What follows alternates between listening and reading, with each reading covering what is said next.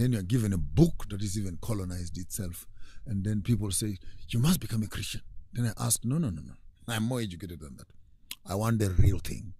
I'm tired of this plastic European educational system. Then I'm told, well, you've become a pagan. You've become a heathen. You've become an antichrist. If an antichrist is me, then all of you must go back and read Isaiah chapter 1 verse 18. Come now, let us reason together. And if Yahweh says, come and let us reason, I'm not leaving my brains behind. I'm going to go there and reason. With your brain. And I'll go and reason. And say, so tell me, who is the God of the Africans? It can't be this one who oppresses us, kills our mothers and fathers and takes them into slavery. The God of the slave and the God of the master can never be the same. So based on what you're saying, it means Christianity is like a white kind of religion brought to Africa. Not a kind of. And what makes it worse is that the Ethiopian eunuch was in Africa before the missionaries came. So if you want to talk about true Christianity, then maybe Ethiopia is our place to start. Not Britain. Not Britain. Not America. But unfortunately, all the headquarters of these churches are in Europe. So we are bound to follow what the Europeans have been doing. So even colonization is a Christian exercise. I just picked from what you said now.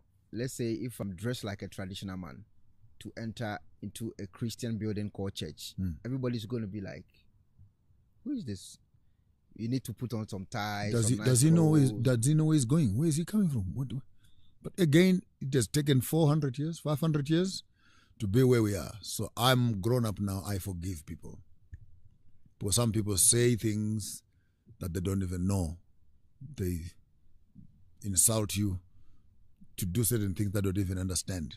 Because they too were colonized by those that colonized them. And at any opportunity that they have, they will want to colonize me too. And then when I refuse to be colonized, can be pagan. Then I become pagan. So maybe that's what I am. Is Christianity a religion? It's a religion. Why is it a religion? Because it's a system of conditioning. It's a system of telling people to live in a certain way. It's a system of management. It's a system of control, making us conform to government and statutory requirements. But the true Christianity of the Bible is a lifestyle. I and my Father are one. I am in him. He is in me. I am in you. The kingdom of heaven is now in you. You have become one like me. When we begin to understand these things, do you need another person coming from somewhere? To tell you. And if it is a kingdom, then why are we working with governments? How are we going to go to heaven one day and live with God in a kingdom when you don't like living in kingdoms here? So the order of kings on earth is the order of the kingdom of heaven. And if you don't understand the kingdoms of earth, how can you want to go to heaven to live under a king? Because now you are used to democracy. So we're going to go to heaven then and have a toy. We're going to vote. Yes. So we practice here whatever you intend to practice on the other side. If we are supposed to use the Christian kind of perspective, a religion, and the word religion in its own Italian definition simply means to control, to conform, to force, to become like. And it's an empty little shell because the core of Christianity is living spiritual lives. Live the life of a spirit. Romans chapter 8 verse 1.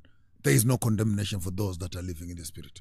For we confirm in our hearts that we are sons and daughters of God, children, heir and co-heirs together with Christ.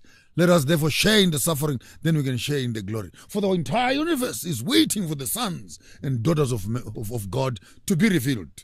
And in all these things, I'm convinced we are more than conquerors through him who has loved us. Neither depth nor heights, neither things that are to come, angels or principalities, heights or depths, can separate us from the love. You look at such passages that tickle them. When I talk about them, even my intestines begin to dance. And I don't think that Christians understand that even issues of baptism, what does it really mean? To go back to the water, go back to rebirth. And when an African does the same, he's a devil. When Christianity does it, son of God. When a Christian is drinking the blood of Jesus, he's a saint. When this one drinks the blood of a chicken, he's evil. When this one is burning incense, he's a saint. The Catholic, when the traditional peasant does it, that's a devil. And as a scholar, you stand back and say, oh, hold on a bit.